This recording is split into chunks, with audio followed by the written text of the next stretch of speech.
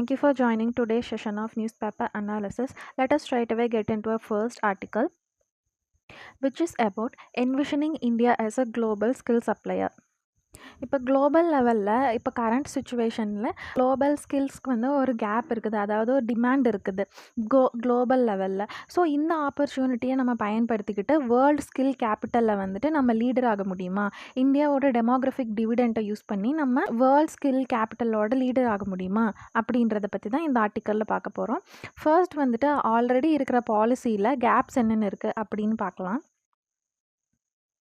So first is data deficiency. Migrant லேபரோட outflows இருக்குது இல்லையா, அதாவது இப்போ மைக்ரண்ட் லேபர் எந்த கண்ட்ரிக்கு போகிறாங்க, அவங்களோட ஸ்கில் என்ன அப்படின்ற டேட்டாஸ் வந்துட்டு கரெக்டாக கிடையாது. நமக்கு வந்துட்டு லோ ஸ்கில்டு ஒர்க்கர்ஸோட டேட்டாஸ் மட்டும்தான் இருக்குது. சச்சஸ் வந்துட்டு ப்ளூ காலர்ட் ஜாப்ஸ் போகிறவங்கள விட இந்த மாதிரி கன்ஸ்ட்ரக்ஷன் ஒர்க்ஸ்க்காக வந்துட்டு வேறு கண்ட்ரிஸ்க்கு போகிறவங்களோட டேட்டாஸ் மட்டும்தான் இருக்குது. அதுவும் பர்டிகுலராக 18 கண்ட்ரீஸோடது மட்டும்தான் எஸ்பெஷலாக இருக்குது. இது மட்டும் இல்லாமல் ஸ்கில்டு ஒர்க்கர்ஸ் இருக்காங்க இல்லையா, and then semi skilled workers இருக்காங்க இல்லையா, அந்த மாதிரியான ஒர்க்கர்ஸோட மைக்ரேஷன், அவங்களோட டீட்டெயில்ஸ் எல்லாம் வந்துட்டு நம்மக்கிட்ட கிடையாது, அவங்களோட டேட்டாலாம் கிடையாது. ஸோ இதனால நமக்கு பாலிசி நம்ம அதுக்கேற்ற மாதிரி க்ரியேட் பண்ணுறதுக்கு ஒரு ஹிண்டரன்ஸாக இருக்குது, அது ஒரு பிளைண்ட் ஸ்பாட்டாக இருக்குது அப்படின்றத மென்ஷன் பண்ணுறாங்க. இந்த next one is fragmented agreements. India வந்துட்டு இன்டர்நேஷ்னலாக லேபர் மொபிலிட்டி இருக்குது இல்லையா, நிறையா பேர் வந்துட்டு மற்ற ஃபாரின் கண்ட்ரிஸ்க்கு போய் ஒர்க் பண்ணுறாங்க இல்லையா, அவங்களோட மொபிலிட்டிக்காக நம்ம வந்துட்டு ஏதாவது பண்ணியிருக்கோம், ஏதாவது நம்ம எஃபோர்ட்ஸ் பண்ணியிருக்கோம் அப்படின்னா அது வந்து பைலேட்ரல் அக்ரிமெண்ட்ஸ் மூலயமா தான் பண்ணியிருக்கோம். அதுவும் இந்த பைலேட்ரல் அக்ரிமெண்ட்ஸ் வந்துட்டு ஸ்பெசிஃபிக்கான ஏரியாஸை மட்டும்தான் கவர் பண்ணுது. சச்சாஸ் வந்துட்டு சோஷியல் செக்யூரிட்டி, அவங்களோட ஸ்கில் டெவலப்மெண்ட்டுக்கும் அவங்களோட வெல்ஃபேரையும் என்ஷூர் பண்ணுற மாதிரி தான் இந்த அக்ரிமெண்ட்ஸ் இருக்குது.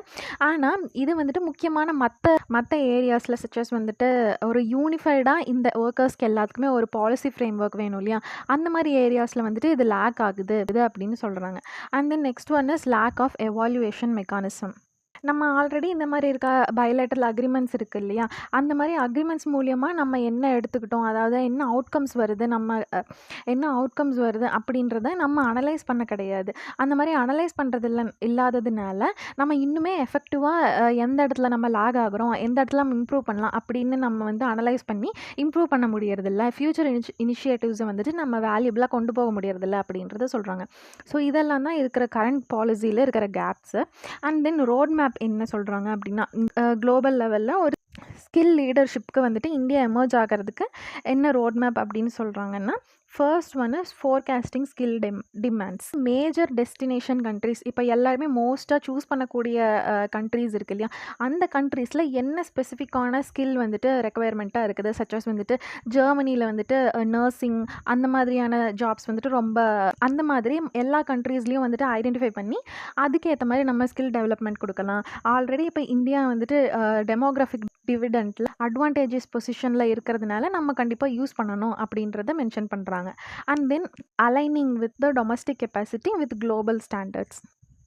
நம்ம வந்து இந்தியா ஸ்பெசிஃபிக்காக நம்ம ஸ்கில் டெவலப்மெண்ட் அண்ட் ட்ரைனிங் கொடுக்கறதுக்கு பதிலாக நம்ம குளோபல் லெவலில் ரெலவென்ட் ஸ்கில்ஸ் அண்ட் கம்பீட்டன்சிஸை நம்ம இன்க்ரீஸ் பண்ணால் தான் நம்ம வந்துட்டு அந்த டெஸ்டினேஷன் கண்ட்ரியில் நம்ம அந்த ஜாபில் போய் லேண்ட் ஆக முடியும். அண்ட் தென் நம்ம ஸ்கில் டெவலப்மெண்ட் ப்ரோக்ராம்ஸை வந்துட்டு இன்டர்நேஷ்னல் ஸ்கில் சென்டர்ஸ் கூட நம்ம கமிட்மெண்ட் வச்சுட்டு அண்ட் தென் அவங்களோட கொலாபரேஷன் வச்சுட்டு நம்ம ட்ரெயின் பண்ணணும். அது மட்டும் இல்லாமல் கஸ்டமைஸ்டு ஷார்ட் டேர்ம் ட்ரைனிங் ப்ரோக்ராம்ஸை வந்துட்டு நம்ம கொடுக்கணும். அப்போ தான் வந்துட்டு நம்ம ஸ்பெசிஃபிக் டெஸ்டினேஷனை டார்கெட் பண்ணி அங்கே போய் ஜாபில் லேண்ட் ஆக முடியுன்றதை மென்ஷன் பண்ணுறாங்க. And then enhance quality. நம்ம இந்தியாவோட national skill qualifications frame work இருக்குது இல்லையா, அந்த ஃப்ரேம் ஒர்க்கை வந்துட்டு டெஸ்டினேஷன் கண்ட்ரீஸில் இருக்கிற ஃப்ரேம் ஒர்க்குக்கு நம்ம மேட்ச் ஆகிற மாதிரி நம்ம ஹார்மனைஸ் பண்ணணும்னு சொல்கிறாங்க. அண்ட் தென் நம்ம குளோபல் இன்ஸ்டிடியூஷன்ஸோட கொலாபரேஷன் பண்ணால் தான் நம்ம மியூச்சுவல் ரெகக்னிஷன் ஆஃப் சர்டிஃபிகேஷன்ஸை இன்ஷூர் பண்ண முடியும். இங்கே இருக்கிற சர்டிஃபிகேஷன்ஸ் வந்துட்டு அந்த கண்ட்ரியில் ரெகக்னைஸ் பண்ணால் தான் நம்ம அந்த ஸ்பெசிஃபைடு ஜாபில் வந்து லேண்ட் ஆக முடியும். அந்த ஸ்கில்லை வந்துட்டு நம்ம அந்த ஸ்கில் கேப்பை நம்ம அட்ரஸ் பண்ண முடியும்னு சொல்கிறாங்க. And then utilise return migrants. இப்போ ரிட்டர்ன் மைக்ரேஷன் அப்படிங்கிறது வந்துட்டு ஒரு ப்ராமினென்ட்டான ஃபியூச்சரா இருக்கு. பிகாஸ் இந்த ஆன்கோயிங் லேபர் மொபிலிட்டியில குளோபல் லெவல்ல. அதனால ஆல்ரெடி நம்ம இங்கிருந்து ஒரு டெஸ்டைன்டு கண்ட்ரியில போய் ஒர்க் பண்றோம் அப்படின்னா, அங்க நம்ம சில சர்டைன் பீரியட் ஒர்க் பண்ணி முடிச்சதுக்கப்புறம் திருப்பி ரிட்டர்ன் இந்தியா நேட்டிவ் கண்ட்ரிக்கே நம்ம திரும்பி வரதான் ரிட்டர்ன் மைக்ரேஷன் சொல்றாங்க.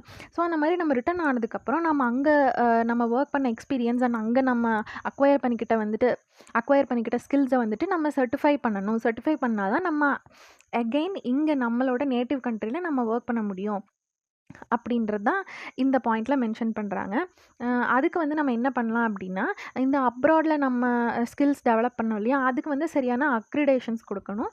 அண்ட் தென் குளோபல் இன்ஸ்டிடியூஷன் லெவல்ல நம்ம சர்டிஃபிகேஷன்ஸை வந்து குடுக்கணும் அப்படின்றத சொல்றாங்க. And next one is building a skill centred migration information system. இப்போ மைக்ரேஷன் ஃப்ளோவில் நம்ம வந்துட்டு ஒன்லி லோ ஸ்கில்டு ஒர்க்கர்ஸோட டேட்டா மட்டும்தான் இருக்குது அப்படின்னு நம்ம முன்னாடி கரண்ட் பாலிசி கேப்ஸில் பார்த்துருந்தோம் இல்லையா? ஸோ அதை அட்ரஸ் பண்ணுற மாதிரி ஸ்கில் ட்ரெண்டுக்கு ஏற்ற மாதிரி எப்படி மைக்ரேஷன் ஃப்ளோ இருக்குது, அதுவும் ரியல் டைமில் எப்படி இருக்குது அப்படின்றத நம்ம அனலைஸ் பண்ணணும்னு சொல்கிறாங்க. அண்ட் தென் எவிடன்ஸ் பேஸ்டாக நம்ம பாலிசி மேக்கிங் பண்ணணும் அப்படின்றத சொல்கிறாங்க. ஸோ நம்ம வந்துட்டு ஒன்லி புக்கிஷ் டேர்ம்ஸில் வந்துட்டு நம்ம பாலிசி மேக் பண்ணக்கூடாது. இப்போ கரண்ட் சிச்சுவேஷனுக்கு current trend and current skill gap address பண்ணுற மாதிரி பாலிசி மேக்கிங் இருக்கணும் அப்படின்னு சொல்கிறாங்க. ஸோ மேஜர் டெஸ்டினேஷன் கண்ட்ரிஸ் இருக்கு இல்லையா? இந்த சர்டைன் ஸ்கில்ஸ்க்கு நிறைய ஜாப்ஸ் வேக்கண்ட்டாக இருக்குது, அது தேவைப்படுது அப்படின்ற டெஸ்டினேஷன் கண்ட்ரிஸ் இருக்கு இல்லையா? அந்த கண்ட்ரிஸோட நம்ம பார்ட்னர்ஷிப் வச்சுட்டு நம்ம வந்துட்டு அந்த ஸ்கில்ஸுக்கு வந்து நம்ம இங்கே ட்ரைனிங் கொடுத்துட்டு நம்ம அதில் வந்து ஒரு பைலேட்டரல் அக்ரிமெண்ட் மேக் பண்ணலாம் அப்படின்றது தான் இந்த பாயிண்டில் சொல்கிறாங்க. ஸோ ஆல்ரெடி வந்துட்டு இந்தியா குளோபல் லெவலில் ஒரு ஸ்கில் சப்ளையராக இருந்துகிட்ருக்காங்க. பிகாஸ் வந்துட்டு நிறைய மைக்ரேஷன்ஸ் அவுட்ஃப்ளோ வந்துட்டு இந்தியாவிலேருந்து நடந்துகிட்ருக்கு. அது போத் லோ ஸ்கில்டாக இருக்கட்டும், ஹை ஸ்கில்டாக இருக்கட்டும், அவுட் மைக்ரேஷன் இந்தியாவிலேருந்து தான் நடந்துகிட்ருக்குது. ஸோ ஆல்ரெடி இருக்கிற இந்தியாவோட டெமோக்ராஃபிக் டிவிடெண்ட்டை நம்ம கரெக்டாக யூஸ் பண்ணால் குளோபல் லெவலில் நம்ம வந்துட்டு என்ஹான்ஸ் ஆகிறதுக்கு இது யூஸ்ஃபுல்லாக இருக்கும் அப்படின்றத இந்த ஆர்டிக்கலில் மென்ஷன் பண்ணுறாங்க. So that's it about this article. So our next article is about India's reliance on China for critical minerals. ரீசெண்டாக மினிஸ்ட்ரி ஆஃப் மைன்ஸ் வந்துட்டு 2023 ஒரு ரிப்போர்ட் பப்ளிஷ் பண்ணியிருக்காங்க.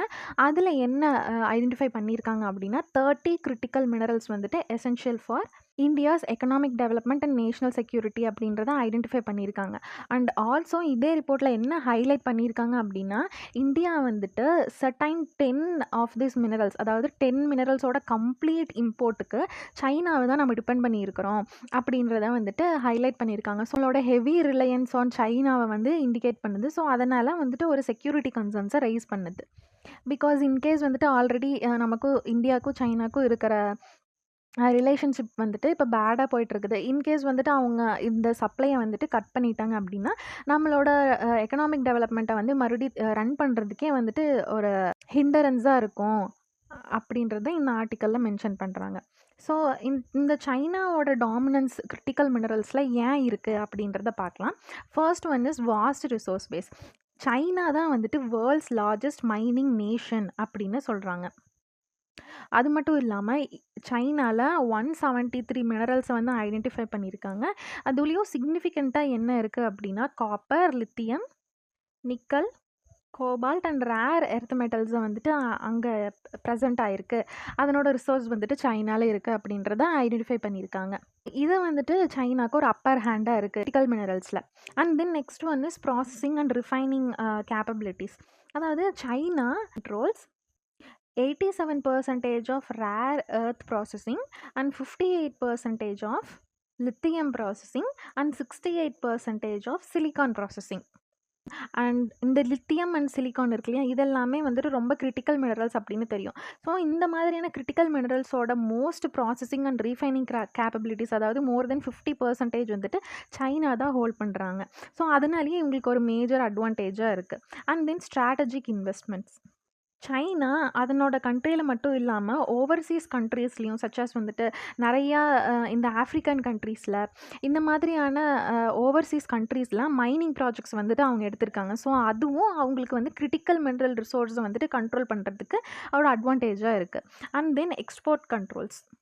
சைனா எக்ஸ்போர்ட்ல வந்துட்டு ஒரு டாமினன்ட் பொசிஷனா இருக்காங்க. சச்சஸ் வந்துட்டு ஜப்பானுக்கு வந்துட்டு ரேர் எர்த் எம்பார்கோ அப்படின்றத எக்ஸ்போர்ட் பண்றதா இருக்கட்டும், கேலியம், ஜெர்மானியம், ஆன்டிமோனி இந்த மாதிரியான எக்ஸ்போர்ட்ஸா இருக்கட்டும்.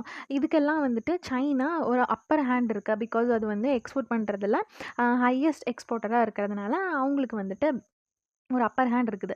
இதனால என்ன நடக்கலாம் அப்படின்னா, இந்த மாதிரியான சர்டைன் மினரல்ஸை வந்துட்டு எக்ஸ்போர்ட் பண்ணுறதுக்கு பேன் பண்ணிட்டாங்க அப்படின்னா, அந்த கண்ட்ரி வந்துட்டு கண்டிப்பாக சஃபர் ஆவாங்க. பிகாஸ் அந்த அந்த கிரிட்டிக்கல் மினரல்ஸை வேறு சோர்ஸ் மூலிமா ப்ரொக்யூர் பண்ணுறதுக்கு கண்டிப்பாக ரொம்ப காஸ்ட் ஆகும்.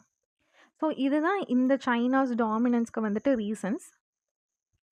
இந்தியாவோட டிபெண்டன்சி பார்த்துருப்போம் இல்லையா? அந்த 10 கிரிட்டிக்கல் மினரல்ஸ் வந்துட்டு ரொம்ப டிபெண்ட் பண்ணி இருக்குது. என்டையர்லி சைனாவை தான் டிபெண்ட் பண்ணி இருக்குது அப்படின்னு. ஸோ அது என்னென்னா, ஸோ அதுலேயும் 6 மினரல்ஸ் வந்துட்டு கீ மினரல்ஸ் அப்படின்னு லிஸ்ட் பண்ணியிருக்காங்க. 2019லேருந்து 2024 வரைக்கும் இருக்க ரிப்போர்ட்டில் 6 கீ மினரல்ஸ் வந்துட்டு மென்ஷன் பண்ணியிருக்காங்க. ஃபர்ஸ்ட் வந்துட்டு பிஸ்மத்தோட 85% ஆஃப் இம்போர்ட்ஸ்க்கு வந்துட்டு நம்ம சைனாவை தான் டிபெண்ட் பண்ணியிருக்கோம். இதை வந்து எங்கே யூஸ் பண்ணுவோம் அப்படின்னா, ஃபார்மக்யூட்டிக்கல்ஸ் அண்ட் கெமிக்கல்ஸில் யூஸ் பண்ணுவோம். Next is lithium and silicon. நம்ம முன்னாடி பார்த்த மாதிரி லித்தியம் அண்ட் சிலிக்கானில் வந்துட்டு processing and refining already China தான் லீடிங் ஹேண்டில் இருக்காங்க. ஸோ அது எதுக்கு யூஸ் பண்ணுவோம் அப்படின்னா, semiconductors and EV batteries and energy storage டிவைசஸ்க்கு நம்ம யூஸ் பண்ணுவோம். Next one is titanium. இதை வந்துட்டு ஏரோஸ்பேஸ் அண்ட் டிஃபென்ஸில் யூஸ் பண்ணுவோம். And then tellurium. இது வந்துட்டு சோலார் பவர், தெர்மோ எலக்ட்ரிக் டிவைசஸில் யூஸ் பண்ணுவோம். அண்ட் தென் கிராஃபைட் வந்துட்டு வினோத் இவி பேட்டரிஸ் அண்ட் ஸ்டீல் ப்ரொடக்ஷன்ஸில் யூஸ் பண்ணுவோம். இந்த கீ மினரல்ஸ்க்கான இம்போர்ட்டை வந்துட்டு இந்தியா சைனாவை தான் ஹெவியாக டிபெண்ட் பண்ணியிருக்காங்க. ஸோ நம்மக்கிட்ட இருக்கிற இந்தியன் மினரல் செக்டாரில் என்னென்ன சேலஞ்சஸ் இருக்குது அப்படின்னு பார்த்தா, ஃபர்ஸ்ட் ஒன் என்ன சொல்கிறாங்கன்னா, லிமிட்டட் எக்ஸ்ப்ளோரேஷன்.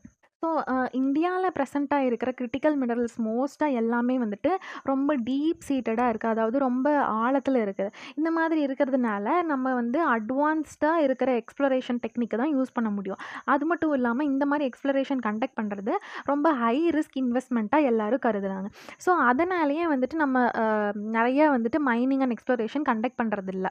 அது மட்டும் இல்லாமல் ப்ரைவேட் செக்டார் பார்ட்டிசிபேஷன் வந்துட்டு இந்த மைனிங் செக்டாரில் ஆப்சண்ட்டாக இருக்குது. பிகாஸ் வந்துட்டு அதுக்காக நம்ம சரியான ஒரு பாலிசி ஃப்ரேம் ஒர்க் கிடையாது. அதனால் ஆப்சண்ட்டாக இருக்குது. இதெல்லாமே வந்துட்டு இந்த எக்ஸ்ப்ளோரேஷன் வந்துட்டு லிமிட்டட் இருக்கிறதுக்கான reason. And then processing constraints. India வந்துட்டு midstream capabilities for processing and refining critical minerals இந்த செக்டாரில் லேக்காக இருக்குது. அதுக்கு ஒரு சரியான ஒரு அக்ரிமெண்ட் இல்லை, பாலிசி ஃப்ரேம் ஒர்க் இல்லை. அதனால ப்ராசஸிங் பண்ணுறதுக்கு வந்து ஒரு டிஸ்அட்வான்டேஜாக இருக்குது. சச்சஸ் எக்ஸாம்பிளுக்கு என்ன சொல்ல வராங்க அப்படின்னா, ஜம்மு அண்ட் காஷ்மீரில் வந்துட்டு லித்தியமோட ரிசோர்ஸஸ் வந்துட்டு 5.9 மில்லியன் டன்ஸ் வந்துட்டு இருக்குது. ஆனாலும் இந்தியா கிட்ட அந்த லித்தியம் ரிசோர்ஸஸ் வந்து எக்ஸ்ட்ராக்ட் பண்ணுறதுக்கு சரியான ஒரு டெக்னாலஜி கிடையாது அப்படின்றது வந்துட்டு இன்னொரு ப்ராசஸிங் கன்ஸ்ட்ரெயின்ட்டாக இருக்குது. And then policy and incentive gaps. இப்போ ப்ரைவேட் செக்டார் வந்து பார்ட்டிசிபேஷன் இல்லைன்னு சொல்கிறோமா, இன்கேஸ் 1 or 2 ப்ரைவேட் இன்வெஸ்ட்மெண்ட் வந்து இருந்தாலும் அவங்களுக்கு ஒரு இன்சென்டிவ் இருந்தால் தான் அவங்க இன்னும் சரியாக பெர்ஃபார்ம் பண்ணுவாங்க. இன்னும் நிறைய பார்ட்டிசிபேஷன் இருக்கும். சரியான இன்சென்டிவ் இல்லாததுனால இந்த மைனிங் அண்ட் ப்ராசஸிங்கில் அவங்க நிறையா இன்வால்வ் ஆகிறதில்ல. இதுதான் வந்துட்டு இந்தியாவோட கிரிட்டிக்கல் மினரல் செக்டாரில் நம்ம லேகாக இருக்கிறதுக்கு சேலஞ்சஸ் இதெல்லாம். அண்ட் தென் இந்தியாவோட எஃபர்ட்ஸ் என்னென்ன சொல்கிறாங்க அப்படின்னா, ஃபர்ஸ்ட் ஒன் வந்துட்டு ஓவர்சீஸ் ரிசோர்ஸ் அக்விஷன். இப்போ நம்ம இந்தியாவில் இருக்கிற மினரல்ஸை வந்துட்டு எக்ஸ்ட்ராக்ட் பண்ணுறதுக்கு டெக்னாலஜிஸ் இல்லையா, பிகாஸ் அது வந்து டீப் சீட்டடாக இருக்குது. அதனால் நம்ம ஓவர்சீஸாக இருக்கிற கண்ட்ரீஸில் நம்ம மினரல் எக்ஸ்ப்ளோரேஷனுக்கு வந்துட்டு நிறைய பார்ட்னர்ஷிப் வச்சுருக்கோம். சச்சாஸ் வந்துட்டு குளோபல் இனிஷியேட்டிவ் ஒன்று இருக்குது. அது என்னென்னா மினரல் செக்யூரிட்டி பார்ட்னர்ஷிப். இன்னொன்று என்னென்னா கிரிட்டிக்கல் ரா மெட்டீரியல்ஸ் கிளப். இந்த மாதிரியான குளோபல் இனிஷியேட்டிவ்ஸில் நம்ம பங்கேற்றுட்ருக்கோம். அது மட்டும் இல்லாமல் ஓவர்சீஸில் இருக்கிற மினரல் அசட்ஸை வந்துட்டு செக்யூர் பண்ணுறதுக்காக ஒரு இன்ஸ்டிடியூட் வந்து எஸ்டாப்ளிஷ் பண்ணியிருக்காங்க. அது என்னென்னா கபில் அப்படின்னு சொல்கிறாங்க. இதனோட ஃபுல் ஃபார்ம் என்னென்னா காஞ்சி பிதேஷ் இந்தியா லிமிடெட். இது வந்துட்டு ஓவர்சீஸில் இருக்கிற மினரல் ரிசோர்ஸை அக்வயர் பண்ணுறதுக்காக இருக்க ஒரு institute. And then next one is strengthening research and development. நம்ம இந்தியாவோட geological survey of India and then council for scientific and industrial research GSI and சிஎஸ்ஐஆரோட கொலாபரேஷன் வச்சுட்டு நம்ம இன்னும் அந்த டீப் ரூட்டடாக இருக்கிற டீப் சீட்டடாக இருக்கிற மினரல்ஸை எக்ஸ்ப்ளோர் பண்ணுறதுக்கு டெக்னாலஜியை டிவைஸ் பண்ணணும் அப்படின்றது தான் இதில் வந்துட்டு சொல்லியிருக்காங்க. And then recycling and circular economy. நம்ம ப்ரொடக்ஷன் லிங்க்டு இன்சென்டிவ்ஸை வந்துட்டு நம்ம கொடுக்கணும். அப்போ தான் வந்துட்டு இந்த மாதிரி கிரிட்டிக்கல் மினரல்ஸை ரீசைக்ளிங் பண்ணுறத நம்ம வந்து என்ஷூர் பண்ண முடியும். அப்படி பண்ணுறதுனால தான் நம்ம வந்துட்டு இந்த சைனா மேலே இருக்கிற கிரிட்டிக்கல் மினரல்ஸ்க்கான டிபெண்டன்சியை ரெடியூஸ் பண்ண முடியும் அப்படின்றத மென்ஷன் பண்ணுறாங்க. And then processing infrastructure. நம்ம டொமஸ்டிக்காக இருக்கிற ப்ராசஸிங் இன்ஃப்ராஸ்ட்ரக்சரை வந்துட்டு இன்னும் என்ஹான்ஸ் பண்ணாதான் நம்ம வந்துட்டு ரிஃபைனிங் அண்ட் ப்ராசஸிங்கில் இருக்க டெக்னாலஜிக்கல் கேப்ஸை அட்ரஸ் பண்ண முடியுன்றதை மென்ஷன் பண்ணுறாங்க. அண்ட் தென் பாலிசி ரிஃபார்ம்ஸில் என்ன கொண்டு வரலாம் அப்படின்னா, நம்ம வந்து இன்சென்டிவ் ப்ரொவைட் பண்ணுறதுக்கு ப்ரைவேட் பார்ட்னர்ஷிப்பை வந்துட்டு என்ஹான்ஸ் பண்ணுறதுக்கு வந்துட்டு சரியான ஒரு பாலிசி ஃப்ரேம் ஒர்க் கொண்டு வரணும். அது மட்டும் இல்லாமல் காம்ப்ரிஹென்சிவ் கிரிட்டிக்கல் மினரல்ஸ் பாலிசியை வந்துட்டு நம்ம கொண்டு வரணும். அப்போ தான் இன்னுமே நிறைய ப்ரைவேட் இன்வெஸ்ட்மெண்ட்ஸை அட்ராக்ட் பண்ண முடியுன்றதை மென்ஷன் பண்ணுறாங்க. So that's it about this article. Our next article is about reimposition of protected area regime in northeastern states. So protected area ரெஜிமை வந்துட்டு நார்த் ஈஸ்டர்ன் ஸ்டேட்ஸில் வந்துட்டு திருப்பி இம்போஸ் பண்ணியிருக்காங்க. ஸோ அதை பற்றி தான் நம்ம இந்த ஆர்டிக்கலில் பார்க்க போகிறோம். ஃபர்ஸ்ட் ப்ரொடெக்டட் ஏரியா ரெஜிம்னா என்ன அப்படின்றத பார்க்கலாம். ஃபர்ஸ்ட் இதனோட டெஃபினிஷனாக என்ன சொல்ல வராங்க அப்படின்னா, சர்டைன் ஃபாரினர்ஸோட மூவ்மெண்ட்டும் என்ட்ரியும் இந்த நார்த் ஈஸ்டர்ன் ஸ்டேட்ஸில் இல்லைனா நம்ம எந்த ரீஜனில் இம்போஸ் பண்ணுறோமோ அந்த ரீஜன்ஸில் ஃபாரினர்ஸோட மூவ்மெண்ட்டும் என்ட்ரியையும் ரெஸ்ட்ரிக்ட் பண்ணுவாங்க. எதுக்காக இந்த மாதிரி ரெஸ்ட்ரிக்ட் பண்ணுறாங்க அப்படின்னா, அந்த இடத்த வந்து ஒரு சென்சிட்டிவான ஏரியாவாக கன்சிடர் பண்ணியிருப்பாங்க. பிகாஸ் எதுக்காக அப்படின்னா, ஸ்ட்ராட்டஜிக் பர்பஸ்க்காக, செக்யூரிட்டி பர்பஸ்க்காக, இல்லை கல்ச்சுரல் ரீசன்ஸ்க்காக அந்த கல்ச்சரை நம்ம ப்ரொடெக்ட் பண்ணணும் அப்படின்றதுக்காக வந்துட்டு அந்த ஏரியாவில் ரெஸ்ட்ரிக்ட் பண்ணுவாங்க. ஸோ அதுதான் வந்துட்டு ப்ரொடெக்டட் ஏரியா ரெஜிம்னு சொல்லுவாங்க. இதை வந்துட்டு ஃபாரினர்ஸ் ப்ரொடெக்டட் ஏரியா ஆர்டர் 1958 இந்த ஆர்டர் மூலியமாக இதை வந்துட்டு இருக்கிற ப்ரொவிஷன்ஸை வந்துட்டு எடுத்துகிட்டு இருக்காங்க. ஸோ இதனோட கீ ப்ரொவிஷன்ஸ் என்ன அப்படின்றத பார்க்கலாம். So first one is restrictions. No foreigner can enter or remain in the protected area without the permit issued by central government or its authorized offices. இதுதான் வந்துட்டு இந்த ரெஸ்ட்ரிக்ஷனில் வந்து மென்ஷன் பண்ணுறாங்க. அண்ட் தென் இந்த பெர்மிட் இருக்கு இல்லையா, அதாவது பெர்மிட் இல்லாமல் அந்த ஏரியாவில் இருக்கக்கூடாது. அந்த பெர்மிட் வந்துட்டு கண்டிப்பாக place of entry, residence and duration of stay இதை வந்துட்டு மென்ஷன் பண்ணியிருக்கணும். இதெல்லாம் அந்த பெர்மிட்டில் டீட்டெயில்ஸாக இருக்கணும். அண்ட் தென் ஜியாகிரபிக்கல் கவரேஜ் இது வந்துட்டு மோஸ்ட்லி இன்டர்நேஷ்னல் பார்டர்ஸ் இருக்கிற ஸ்டேட்ஸில் தான் வந்துட்டு இம்போஸ் பண்ணியிருக்காங்க. ஸோ அதெல்லாம் என்னென்ன அப்படின்னா, Manipur, Nagaland, Mizoram and Himachal Pradesh, Jammu and Kashmir, Ladakh, Rajasthan, Uttarakhand and Sikkim. அது மட்டும் இல்லாமல் entire Andaman and Nicobar islands, அதுக்கப்புறம் ஒரு பார்ட் ஆஃப் சிக்கிம், இதெல்லாமே வந்துட்டு ரெஸ்ட்ரிக்டட் ஏரியாவை வந்துட்டு டெசிக்னேட் பண்ணியிருக்காங்க. அது வந்துட்டு ஒரு செப்பரேட் ஆர்டர் மூலியமாக 1963 செப்பரேட் ஆர்டர் மூலியமாக டெசிக்னேட் பண்ணியிருக்காங்க. இப்போ இந்த ப்ரொடெக்டட் ஏரியா ரெஜிமை வந்துட்டு முதல்ல வச்சுருந்துருக்காங்க, அதுக்கப்புறமா ரிலாக்ஸேஷன் பண்ணியிருக்காங்க. அண்ட் தென் எகெயின் இப்போ வந்துட்டு ரீஇம்போஸ் பண்ணியிருக்காங்க. ஸோ ஃபர்ஸ்ட் வந்துட்டு இனிஷியலாக ரிலாக்ஸேஷன் பண்ணாங்க இல்லையா, ஸோ அது எதுக்காக அப்படின்னா 2010 வந்துட்டு டூரிசம் ஆக்டிவிட்டி ப்ரொமோட் பண்ணுறதுக்காகவும், சோஷியோ எக்கனாமிக்கலாக அந்த ஏரியா வந்து அண்டர் டெவலப்டாக இருக்குது, அது வந்து டெவலப் ஆகணும் அப்படின்றதுக்காகவும் 2010 அந்த ப்ரொடெக்டட் ஏரியா ரெஜிமை வந்துட்டு லிஃப்ட் பண்ணியிருக்காங்க. அது மட்டும் இல்லாமல் 2021 டிசம்பர் 31 வரைக்கும் இதை வந்துட்டு எக்ஸ்டெண்ட் பண்ணியிருக்காங்க அந்த ரிலாக்ஸேஷனை.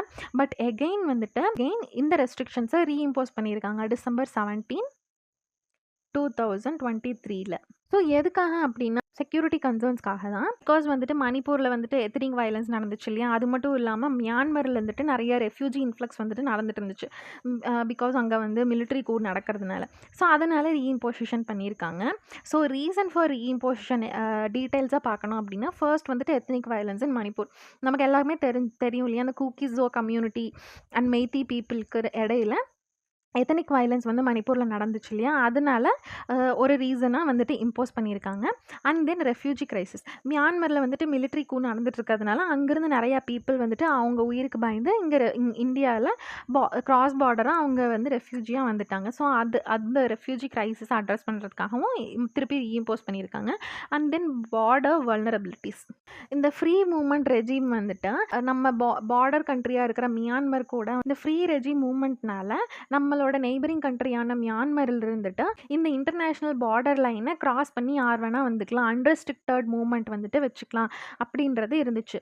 ஆனால் இது வந்துட்டு நிறைய ரெஃப்யூஜி கிரைசிஸ் அண்ட் ஆல்சோ வந்துட்டு ட்ரக் டிராஃபிக்கிங் இது எல்லாத்துக்கும் வந்துட்டு லீட் பண்ணதுனால திருப்பி வந்து ரீஇம்போஸ் பண்ணிட்டாங்க. க்ரோயிங் செக்யூரிட்டி கன்சர்ன்ஸ்னாலையும். நம்ம சொன்ன மாரி இந்த ரெஃப்யூஜி கிரைசிஸ்னால வந்துட்டு நெறைய மிலிட்டன்ட்ஸ் வந்துட்டு இன்ஃபில்ட்ரேட் ஆகுறாங்க. டெரரிஸ்ட் இன்ஃபில்ட்ரேட் ஆகுறாங்க.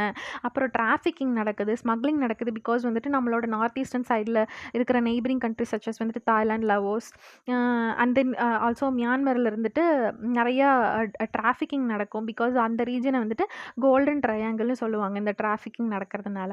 ஸோ அந்த செக்யூரிட்டி ரீசன்ஸ்க்காக வந்துட்டு திருப்பி ரீஇம்போஸ் பண்ணியிருக்காங்க. அண்ட் தென் இந்த ப்ரொடெக்டட் ஏரியா பெர்மிட்டை ரீஇம்போஸ் பண்ணுறதுக்கான ப்ரொசீஜர் என்ன அப்படின்னு பார்த்தா, ஃபர்ஸ்ட் வந்துட்டு இஷ்யூவிங் அத்தாரிட்டிஸ். இந்த ப்ரொடெக்டட் ஏரியா பெர்மிட்டை இஷ்யூ பண்ணுற அத்தாரிட்டிஸ் யாருன்னா, Indian missions abroad and then ministry of home affairs and district magistrate, இல்லைன்னா வந்துட்டு ரெசிடென்ட் கமிஷனர்ஸ் கூட வந்துட்டு இஷ்யூ பண்ணலாம். ஆர் ஹோம் கமிஷனர்ஸ் வந்துட்டு இஷ்யூ பண்ணலாம், அந்த ஸ்டேட்டோட home commissioners. And then foreign regional registration officers. So இவங்கெல்லாம் தான் issuing authority. And then special requirements என்ன அப்படின்னா, so citizens of Afghanistan, China or Pakistan இந்த கண்ட்ரியிலோட சிட்டிசன்ஸாக இருக்கலாம், இல்லைனா அவங்க அந்த கண்ட்ரிலேருந்து ஆரிஜின் ஆகி வரவங்களாக இருக்கலாம். அவங்க வந்துட்டு இந்த மினிஸ்ட்ரி ஆஃப் ஹோம் அஃபேர்ஸ் கிட்ட பியராக அப்ரூவல் வாங்கியிருந்திருக்கணும். அது வந்துட்டு இன்னொரு ஸ்பெஷல் ரெக்குயர்மெண்ட்ஸ். ஸோ இந்த மாதிரி அரைவான எல்லா ஃபாரினர்ஸுமே கண்டிப்பாக இந்த FRRO ஃபாரினர்ஸ் ரீஜனல் ரெஜிஸ்ட்ரேஷன் ஆஃபீஸில் வந்துட்டு அவங்க வந்ததுக்கப்புறம் 24 ஹவர்ஸ்க்குள்ளே ரெஜிஸ்ட்ரேஷன் பண்ணியிருக்கணும் அப்படின்றது ஒரு ஸ்பெஷல் ரெக்குயர்மெண்ட். ஸோ இதனோட இம்ப்ளிகேஷன்ஸ் என்ன அப்படின்னா, செக்யூரிட்டி இம்ப்ளிகேஷன்ஸ். ஸோ இந்த மாதிரி நம்ம ப்ரொடெக்டட் ஏரியா ரெஜிமை திருப்பி ரீஇம்போஸ் பண்ணுறதுனால நம்ம வந்து செக்யூரிட்டி ஓவர் சைட் பண்ணுறதை ஸ்ட்ரென்தன் பண்ண முடியும். ஆனாலுமே இந்த டூரிசம் அண்ட் எக்கானமி வந்துட்டு கண்டிப்பாக இதனால் இம்பாக்ட் ஆகும். பிகாஸ் வந்துட்டு ஃபாரினர்ஸ்க்கு வந்து அது ஒரு ஹிண்டரன்ஸாக இருக்கிறதுனால. அண்ட் தென் பார்டர் மேனேஜ்மெண்ட், இந்த மாதிரியான ப்ரொடெக்டட் ஏரியா ரெஜிமை வந்து இம்போஸ் பண்ணுறதுனால நம்ம வந்து பார்டர் மேனேஜ்மெண்ட்டை இன்னும் எஃபிஷியண்ட்டாக ஹேண்டில் பண்ண முடியும் அப்படின்றத இந்த ஆர்டிக்கலில் சொல்கிறாங்க. So that's it about this article. Our next article is about Kashmiri artisans revive dodo memory through paper mash craft. இப்போ காஷ்மீரில் இருக்க ஆர்டிசன்ஸ் வந்துட்டு டோடோ அப்படின்ற ஒரு எக்ஸ்டிங்டான பேர்டை பேப்பர் மேஷ் கிராஃப்ட் அப்படின்ற ஒரு கிராஃப்ட் மூலியமாக அவங்க திருப்பி க்ரியேட் பண்ணியிருக்காங்க. ஸோ இந்த டிசைன் வந்துட்டு எதை சிம்பிளைஸ் பண்ணுது அப்படின்னா, ட்ரெடிஷ்னலாக வந்துட்டு கிரே ஆர் ப்ரௌன் கலரில் தான் இந்த டோடோ இருக்கும். பட் இந்த இமேஜில் நீங்கள் பார்க்குறப்ப நிறைய வைப்ரண்ட் கலர்ஸ் வந்துட்டு யூஸ் பண்ணியிருக்காங்க. அது மட்டும் இல்லாமல் ஃபாரஸ்ட் மோட்டிவ்ஸ் வந்துட்டு யூஸ் பண்ணியிருக்காங்க இல்லையா. இதை வந்துட்டு என்ன சிம்பிளைஸ் பண்ணுது அப்படின்னா, டீஃபாரஸ்டேஷனை வந்துட்டு சிம்பிளைஸ் பண்ணுது. பிகாஸ் இந்த டீஃபாரஸ்டேஷன் தான் வந்து இந்த பேர்ட்ஸோட எக்ஸ்டிங்ஷனுக்கு ரீசனாக இருந்துச்சு அப்படின்றது சிம்பிளைஸ் பண்ணுது. ஸோ இந்த ப்ராசஸ் வந்துட்டு யூஸ்வலாக 5 to 10 days வந்துட்டு இந்த மாதிரியான ஒரு லார்ஜ் டோடோ பேப்பர் மேஷில் வந்துட்டு க்ரியேட் பண்ணுறதுக்கு 5 to 10 days ஆகும். இந்த ஆர்டிஷன்ஸ் வந்துட்டு இந்த மாதிரி லோக்கல் மெட்டீரியல்ஸ் அண்ட் டெக்னிக்ஸை தான் வந்துட்டு யூஸ் பண்ணுறாங்க. இந்த டெக்னிக்ஸ் வந்துட்டு ஓவர் 600 இயர்ஸ்க்கு வந்துட்டு ஓல்டான ஒரு காஷ்மீரி ட்ரெடிஷன் அப்படின்றத இண்டிகேட் பண்ணுறாங்க. எக்ஸ்போர்ட்ஸ் அண்ட் குளோபல் டிமாண்ட் பற்றி பார்க்கணும் அப்படின்னா, ஓவரால் 50,000 இந்த மாதிரியான கிரியேட் பண்ண டோடோஸ் வந்துட்டு மொரீஷியஸ் அண்ட் யூரோப்ஸ் மார்க்கெட்ஸில் வந்துட்டு செல் ஆகிருக்கு. பிகாஸ் வந்துட்டு இந்த கிறிஸ்மஸ் டைம் இப்போ வந்திருக்கு இல்லையா. ஸோ அதனால இப்போ நிறைய செல் ஆகிட்டுருக்கு.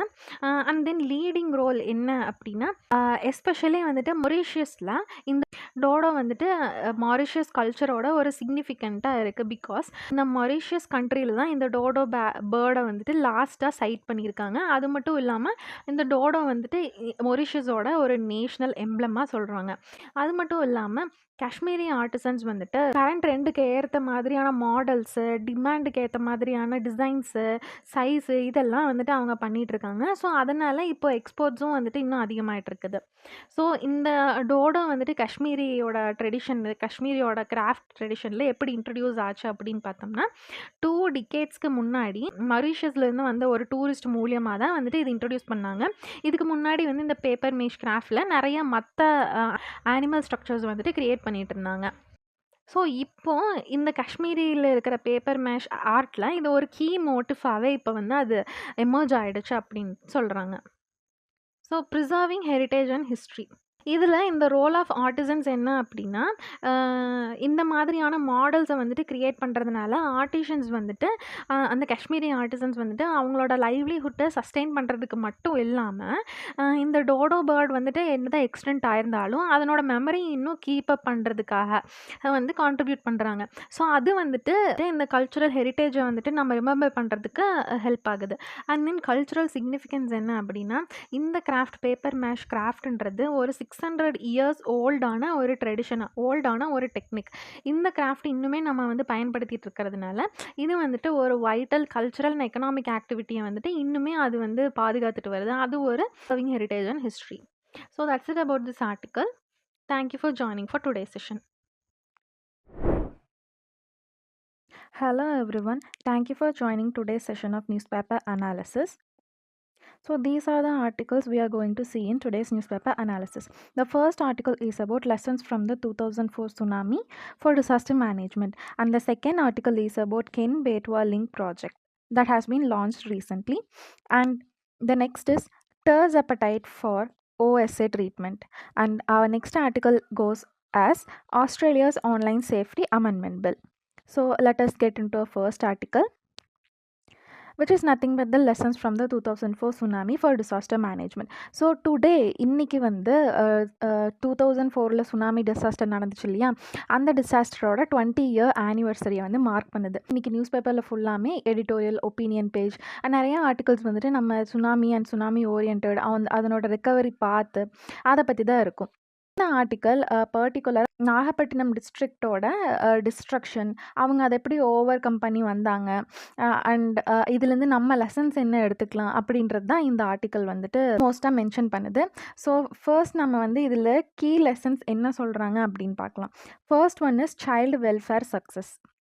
அதாவது இந்த இங்கே நாகப்பட்டினமில் வந்துட்டு இந்த 2004 டிசாஸ்டர் அதுக்கப்புறமா நடந்ததுக்கப்புறமா ரெக்கவரிக்காக இந்த ஆர்ஃபண்ட் ஆக்கப்பட்ட குழந்தைங்கள்லாம் இருப்பாங்க இல்லையா, அனாதை குழந்தைங்க, இந்த சுனாமினாலேயே பாதிக்கப்பட்டு அனாதையாக்கப்பட்ட குழந்தைங்களுக்கு ஒரு ஆர்ஃபனேஜ் ஹோம் வந்து கட்டியிருக்காங்க, சில்ட்ரன்ஸ் ஹோம்.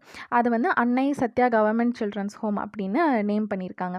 ஸோ அந்த சில்ட்ரன்ஸ் ஹோமோட அலுமினியோட சக்ஸஸ் ஸ்டோரிஸை வந்துட்டு இந்த டைமில் வந்து ஷேர் பண்ணியிருக்காங்க. இந்த மாதிரியான நம்ம அலுமினியோட சக்ஸஸ் ஸ்டோரிஸை வந்து நம்ம கேட்குறப்ப அது வந்து லாங் டேர்மாக வந்து ஒரு சில்ட்ரனுக்கு எமோஷ்னல் சப்போர்ட்டும் எஜுகேஷனல் சப்போர்ட்டும் இருந்தால் இந்த மாதிரியான குழந்தைங்களுக்கும் வந்துட்டு அவங்க சக்ஸஸ் ஆக முடியும் ப்ரொஃபஷனல் வேஸ்லையும் அப்படின்றத மென்ஷன் பண்ணுது. ஸோ இதனால் நம்ம என்ன தெரிஞ்சுக்கலாம் அப்படின்னா, ஒரு டிசாஸ்டர் ரெக்கவரிக்கு எப்பயுமே வந்து சைல்டு ஓரியன்டாக நம்ம வந்து பாலிசி மேக் பண்ணணும் அப்படின்றத நம்ம தெரிஞ்சுக்கலாம். Next one is housing challenges. அது இந்த 2004 சுனாமி வந்துச்சு இல்லையா, அதனால அந்த முக்கியமாக அந்த கடலோரமாக இருக்கக்கூடிய ஃபிஷர்மேனோட செட்டில்மெண்ட்ஸ் எல்லாம் இருக்குது இல்லையா, அது வந்து ரொம்பவே டேமேஜ் ஆகிருக்கு. ஸோ அந்த மாதிரி டேமேஜ் ஆனதுனால ரீசெட்டில்மெண்ட்காக அப்பார்ட்மெண்ட் ஸ்டைலில் வந்துட்டு ஹவுசிங் வந்து பண்ணி கொடுத்துருக்காங்க கவர்மெண்ட் ரீஹாபிலிட்டேஷனுக்காக. ஆனால் அந்த மாதிரி பண்ணி கொடுத்தது வந்து அப்பார்ட்மெண்ட் ஸ்டைல் இருக்கிறதுனால கொஞ்சம் அவங்களுக்கு ஆக்குபேஷனல் நீட்ஸுக்கு வந்து கஷ்டமாக இருக்குது அப்படின்றத மென்ஷன் பண்ணியிருக்காங்க. அது மட்டும் இல்லாமல் ஒரு சில கன்ஸ்ட்ரக்ஷன்ஸ் வந்துட்டு சப்ஸ்டாண்டர்டாக இருக்குது. ஸோ அந்த மாதிரி இருக்கிறதுனால நிறைய ஹோம்ஸ் வந்துட்டு இன்னும் அன்சேஃபான கண்டிஷனில் இருக்குது. பிகாஸ் அங்கே சீ சைடில் வந்து நம்ம கன்ஸ்ட்ரக்ஷன் பண்ணுறப்ப அது இன்னுமே சேஃபாக கன்ஸ்ட்ரக்ட் பண்ணணும். பிகாஸ் கரோஷன் இந்த மாதிரி நிறைய ஃபினாமினாஸ் நம்ம கன்சிடர் பண்ணி தான் கன்ஸ்ட்ரக்ட் பண்ணணும். ஸோ அது ஒரு கன்சர்னாக இருக்குன்னு சொல்கிறாங்க. ஸோ இதுலேருந்து நம்ம என்ன தெரிஞ்சுக்கலாம் அப்படின்னா, கல்ச்சுரலி அப்ராப்ரியேட் ரீஹாபிலிட்டேஷன் ப்ரோக்ராமை வந்து நம்ம கொடுக்கணும் அப்படின்றத தெரிஞ்சுக்கலாம். அடுத்து வந்துட்டு ஸ்ட்ரென்தனிங் டிசாஸ்டர் மேனேஜ்மெண்ட்டை நம்ம 2004 நடந்த சுனாமி வச்சுட்டு இன்னும் எப்படி ஸ்ட்ரென்தன் பண்ணலாம் அப்படின்றத இதில் மென்ஷன் பண்ணுறாங்க. First one is community centric recovery. இதில் வந்து என்ன சொல்கிறாங்கன்னா, நம்ம கம்யூனிட்டி சென்ட்ரிக்காக வந்துட்டு ஒவ்வொரு இஷ்யூவும் அட்ரஸ் பண்ணி இன்க்ளூசிவாக நம்ம வந்து பிளானிங் பண்ணணும். அப்போ தான் வந்துட்டு அந்த சர்டைன் பாப்புலேஷனோட யூனிக் நீட்ஸை நம்ம ஐடென்டிஃபை பண்ணி அதுக்கு நம்ம ரெக்கவரி நம்ம கொடுக்க முடியும். அவங்களுக்கு தகுந்த ரெக்கவரி வந்து நம்மளால் கொடுக்க முடியும் அப்படின்றத சொல்கிறாங்க. And then accountability. அதாவது நம்ம ஃபர்ஸ்ட் இந்த மாதிரி ஏதாவது பாலிசி டிவைஸ் பண்ணிட்டோம், நம்ம வந்துட்டு சாங்ஷன் பண்ணிட்டோம் அப்படின்னா அதோட மட்டும் இல்லாமல் நம்ம அதை மானிட்டரும் பண்ணணும், எஃபெக்டிவாக கவர்னன்ஸும் பண்ணணும். அப்போ தான் நம்மளால் மிஸ்மேனேஜ்மெண்ட்டை ப்ரிவென்ட் பண்ண முடியும். நெக்ஸ்ட் வந்துட்டு சைக்கலாஜிக்கல் சப்போர்ட். அதாவது முக்கியமாக வந்துட்டு சில்ட்ரன்ஸ்க்கு இந்த மாதிரியான டிசாஸ்டரில் அஃபெக்ட் ஆன சில்ட்ரன்ஸ் வந்துட்டு அவங்களோட பேரண்ட்ஸை லாஸ்ட் பண்ணியிருப்பாங்க. அதனால அவங்களுக்கு நிறைய ட்ராமா இருக்கும், சைக்கலாஜிக்கலாக அவங்க நிறைய அஃபெக்ட் பண்ணியிருப்பாங்க. அதுலேருந்து அவங்க வெளியில் வர்றதுக்கே வந்து அவங்க ரொம்ப டைம் எடுத்துப்பாங்க. ரொம்ப வல்னரபிள் பீப்புள்ஸாக இருக்காங்க. அவங்களுக்கு வந்துட்டு நம்ம லாங் டேர்ம் ட்ராமா கேர் வந்து கண்டிப்பாக கொடுக்கணும். அப்போ தான் வந்துட்டு அவங்களோட லைஃப்பை வந்து அவங்க திருப்பி லீட் பண்ணுறதுக்கு அது ஒரு ஹெல்ப்ஃபுல்லாக இருக்கும் அப்படின்னு சொல்கிறாங்க. And then resilient infrastructure. நம்ம திருப்பி ரீஹாபிலிட்டேஷனுக்கு வந்துட்டு நம்ம ஏதாவது கொடுக்குறப்ப நம்ம ஸ்ட்ரிக்ட் பில்டிங் கோட்ஸை வந்துட்டு நம்ம எனேபிள் பண்ணணும். அப்போ தான் வந்துட்டு நம்மளால் திருப்பி இந்த மாதிரி டிசாஸ்டர் வந்தால் அதை வந்து சஸ்டெயின் பண்ணுற மாதிரி அந்த பில்டிங்ஸ்லாம் இருக்கும். அது மட்டும் இல்லாமல் மெட்டீரியல்ஸுமே சஸ்டைனபிளாக வந்துட்டு நம்ம யூஸ் பண்ணணும். அப்போ தான் வந்துட்டு சேஃப்டியை இன்னுமே என்ஹான்ஸ் பண்ண முடியும் அப்படின்றத மென்ஷன் பண்ணுறாங்க. And then local capacity building. Communities அதுவும் லோக்கல் கம்யூனிட்டீஸ்க்கு வந்துட்டு சர்டைன் ட்ரெய்னிங்கும் இதுக்கப்புறம் வந்துட்டு நம்ம எப்படி ப்ரிப்பேர்ட்னஸாக இருக்கலாம் அப்படின்றதுக்கான ட்ரெய்னிங்கையும் கொடுக்கணும். Next one is technology integration. Early warning systems, அது மட்டும் இல்லாமல் குளோபல் இன்ஃபர்மேஷன் சிஸ்டம் GIS இது எல்லாத்தையும் நம்ம யூஸ் பண்ணி ப்ரொவாக்டிவாக நம்ம வந்துட்டு முன்னாடியே அனலைஸ் பண்ணிவிட்டு டிசாஸ்டர் ஏதாவது நடக்க போகுது அப்படின்னா நம்ம ஏர்லி வார்னிங் சிஸ்டம்ஸ் வந்து கொடுக்கணும். அது மட்டும் இல்லாமல் ப்ரிப்பேர்ட்னஸாக இருக்கணும் முன்னாடியே. அதுக்கப்புறம் அந்த நடந்ததுக்கப்புறமா நம்ம வந்து மிட்டிகேஷன் யூஸ் பண்ணுறதுக்கு திருப்பி நம்ம வந்துட்டு அந்த அஃபெக்டட் ஏரியாஸை வந்துட்டு நம்ம ரெஸ்க்யூ ஆப்ரேஷன்ஸ்லாம் கண்டக்ட் பண்ணுறதுக்கும் இந்த மாதிரியான கொஞ்சம் டெக்னாலஜிஸ்லாம் நம்ம யூஸ் பண்ணலாம் அப்படின்றத இதில் வந்துட்டு மென்ஷன் பண்ணியிருக்காங்க. So next one is about policy recommendations. First point என்ன சொல்கிறாங்கன்னா ப்ரொமோட் கம்யூனிட்டி டிரைவ் ரெக்கவரி. நம்ம லோக்கல் பீப்புள்ஸை வந்துட்டு பிளானிங்லேயும் வல்னரபிலிட்டி அசஸ்மெண்ட்லேயும் அவங்கள இன்வால்வ் பண்ணாதான் அவங்களுக்கு தான் அந்த பிளேசஸ் பற்றி எல்லா இன்ஃபர்மேஷன்ஸும் தெரியுமா. ஸோ அவங்கள இன்வால்வ் பண்ணாதான் நம்ம இன்னுமே சஸ்டைனபிளாக நம்ம வந்துட்டு ரெக்கவரி ஆப்ரேஷன்ஸாக ஹேண்டில் பண்ண முடியும் அப்படின்றத மென்ஷன் பண்ணுறாங்க. And then strengthen institutions. இந்த national disaster management authority, state level disaster management authority, district level disaster management authority இந்த மாதிரி இருக்குது இல்லையா. ஸோ இந்த மாதிரியான அத்தாரிட்டிஸ்க்கு டிபார்ட்மெண்ட்ஸ்க்கு நம்ம வந்துட்டு கேப்பபிலிட்டிஸை இன்னும் பூஸ்ட் பண்ணணும், நம்ம இருக்கிற ரிசோர்ஸஸையும் அதிகப்படுத்தணும், டெக்னாலஜியோட இன்வால்வ்மெண்ட்டையும் அதிகப்படுத்தணும் அப்படின்றத மென்ஷன் பண்ணியிருக்காங்க. And then integrate climate adaptation. நம்ம கிளைமேட் டிரைவனா நம்ம டிசாஸ்டர் தான் இப்போ நிறையா நடந்துட்டுருக்கு. ஸோ அதுக்கான நம்ம மிட்டிகேஷன் ஸ்ட்ராட்டஜிஸையும் யூஸ் பண்ணணும், அதுக்கு நம்ம ப்ரிப்பேர்டாகவும் இருக்கணும் அப்படின்றத மென்ஷன் பண்ணியிருக்காங்க. Next is about Foster regional collaboration. இப்போ எக்ஸாம்பிளுக்கு இந்த சுனாமி நடந்துச்சு இல்லையா, அது வந்து வெறும் இந்தியாவை மட்டும்தான் பாதிச்சுதா அப்படின்னு கேட்டால் இல்லை. அது வந்து இன்னும் நிறைய கண்ட்ரி, ஸ்ரீலங்கா, இந்தோனேஷியா அங்கேருந்து ஆரிஜினேட் வந்துச்சு இல்லையா. ஸோ அந்த மாதிரி நிறையா கண்ட்ரிஸை வந்துட்டு பாதிச்சிருந்துச்சு. ஸோ அப்போ நம்ம கிராஸ் பார்டர் டிசாஸ்டர் ரெஸ்பான்ஸையும் நம்ம வச்சுருக்கணும். அப்போ நம்ம வந்து இன்னும் ரீஹாபிலிட்டேஷன் வந்து நம்ம என்ன எஃபெக்டிவாக கொடுக்க முடியும். அதுக்காக நம்ம என்ன பண்ணலாம் அப்படின்னா ரீஜனல் ஆர்கனைசேஷன்ஸை நம்ம வந்துட்டு யூட்டிலைஸ் பண்ணிக்கலாம். சச்சாஸ் வந்துட்டு பிம்ஸ்டெக்கு, சார்க்கு இந்த மாதிரியான ரீஜனல் ஆர்கனைசேஷன்ஸை நம்ம யூஸ் பண்ணிக்கலாம் அப்படின்றத சொல்கிறாங்க. And then ensure equity. நம்ம மார்ஜினலைஸ்ட் குரூப்ஸ் இருக்காங்க இல்லையா, அவங்க தான் ரொம்ப அஃபெக்ட் ஆகுறாங்க. ஸோ அந்த மாதிரியான மார்ஜினலைஸ்ட் பீப்புளோட நீட்ஸ் என்னவோ அதை அட்ரஸ் பண்ணி அதுக்கு ஏற்ற மாதிரி நம்ம ரெக்கவரி எஃபோர்ட்ஸை கொடுக்கணும் அப்படின்றத மென்ஷன் பண்ணியிருக்காங்க. அப்போ தான் நம்ம ஈக்விட்டியை அச்சீவ் பண்ண முடியுன்றத சொல்கிறாங்க. ஸோ இதெல்லாம் தான் பாலிசி ரெக்கமெண்டேஷனில் சொல்கிறாங்க. So that's it about this article. So our next article is about Ken Betwa link project. அது வந்து லான்ச் பண்ணியிருக்காங்க. So Ken Betwa river link ப்ராஜெக்டை வந்துட்டு நேற்று இனாக்ரேட் பண்ணியிருக்காங்க அவர் பிரைம் மினிஸ்டர். இந்த இனிஷியேட்டிவை ஒரு லேண்ட்மார்க் இனிஷியேட்டிவாக சொல்கிறாங்க. எதுக்காக அப்படின்னா இந்த பண்டல்கண்ட் ரீஜன் இருக்கு இல்லையா, அந்த ரீஜனோட வாட்டர் ஸ்கேர்சிட்டியை அலிவேட் பண்ணணும் அப்படின்றதுக்காக தான் இந்த லேண்ட்மார்க் இனிஷியேட்டிவ் பண்ணுறோம் அப்படின்றத மென்ஷன் பண்ணியிருக்காங்க. National perspective plan for river linking, இந்த ரிவர் லிங்கிங் ப்ராஜெக்டாகவே ஸ்பெசிஃபிக்காக டிவைஸ் பண்ண ப்ராஜெக்ட் இது. இந்த ப்ராஜெக்டில் ஃபர்ஸ்ட் இம்ப்ளிமெண்ட் பண்ணக்கூடிய ரிவர் லிங்கிங் ப்ராஜெக்ட் அப்படின்னா இந்த கென் பேட்வா ரிவர் லிங்கிங் ப்ராஜெக்டை தான் வந்து சொல்கிறாங்க. ஸோ இந்த ப்ராஜெக்டோட ஓவர்வியூ பற்றி பார்க்கணும் அப்படின்னா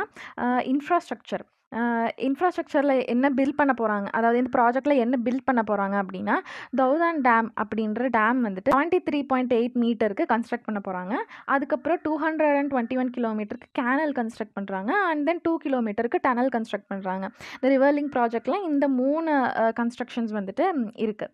அண்ட் தென் என்ன ஃபேஸஸில் கன்ஸ்ட்ரக்ட் பண்ண போகிறாங்க அப்படின்னு பார்த்தோம்னா ஃபர்ஸ்ட் ஃபேஸில் வந்துட்டு இந்த தௌதான் டேமையும் கென் பேட்வா இந்த லிங்க் பண்ணுற கேனல் இந்த ரெண்டையும் ஃபஸ்ட்டு பில்ட் பண்ண போகிறாங்க.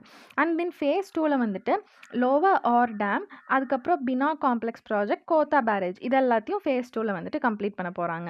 ஸோ இதுக்கு எடுத்துக்கக்கூடிய அவங்க டைம் லைன்னு பார்த்தா 8 இயர்ஸ். ஸோ பெனிஃபிஷரிஸ்னு பார்த்தோம்னா போத் மத்திய பிரதேஷ் அண்ட் உத்தரப்பிரதேஷில் இருக்கக்கூடிய 13 டிஸ்ட்ரிக்ஸ், மொத்தமாக அந்த 13 டிஸ்ட்ரிக்ஸுமே இதில் பெனிஃபிஷரியாக இருக்கிறாங்க. முக்கியமாக என்னென்ன அப்படின்னு பார்த்தா பன்னா, சாட்டர்பூர், பந்தா அண்ட் ஜான்சி இதெல்லாம் தான் மெயின் பெனிஃபிஷரியாக இருக்காங்க அப்படின்றத சொல்லியிருக்காங்க. கீ பெனிஃபிட்ஸ் அப்படின்னு என்ன சொல்கிறாங்க அப்படின்னா ஆனுவலாக 10.62 லேக் ஹெக்டேர்ஸ்க்கு வந்துட்டு இது இரிகேஷனுக்கு வந்து சப்போர்ட் பண்ணுது அப்படின்றத மென்ஷன் பண்ணுறாங்க. அண்ட் தென் ட்ரிங்கிங் வாட்டர் முக்கியமாக வந்துட்டு இந்த பந்தேல்கண்ட் ரீஜன் அப்படின்னு சொல்கிறாங்க இல்லையா, இந்த மேப்பில் இங்கே பார்க்குறோம். ஸோ இந்த ரீஜன் வந்துட்டு ஒரு அரிடான ரீஜன், ஒரு டெசர்ட்டிஃபைடான ரீஜன், இங்கே வந்துட்டு வாட்டர் ஸ்கேர்சிட்டி அதிகமாக ப்ராப்ளம் இருக்குது அப்படின்ற மாதிரியான ரீஜன். ஸோ அந்த ரீஜனில் வந்துட்டு அக்ரிகல்ச்சருக்கும் சரி ட்ரிங்கிங் பர்பஸ்க்கும் சரி வாட்டருக்கு வந்துட்டு கொஞ்சம் கஷ்டமாக தான் இருக்கும். ஸோ இந்த ப்ராஜெக்ட்னால இரிகேஷன் கவர் ஆகுதா, அதுக்கப்புறம் 62 லேக் பீப்புளுக்கு வந்துட்டு ட்ரிங்கிங் வாட்டர் ஆக்சஸ் பண்ணிக்கலாம் அப்படின்றது இன்னொரு key benefit. And power generation, நம்ம டேம் கன்ஸ்ட்ரக்ட் பண்ணுறோம் இல்லையா, சவுதான் டேம் கன்ஸ்ட்ரக்ட் பண்ணுறோம் இல்லையா, அதனால் நம்ம வந்துட்டு ஹைட்ரோ பவர் ஜென்ரேட் பண்ணுறதுக்கும் யூஸ் பண்ணிக்கலாம். சொல்லப்போனால் 103 மெகாவாட் பவர் ஹைட்ரோ பவர் வந்துட்டு நம்ம ஹார்னஸ் பண்ண முடியும் அப்படின்னு சொல்கிறாங்க.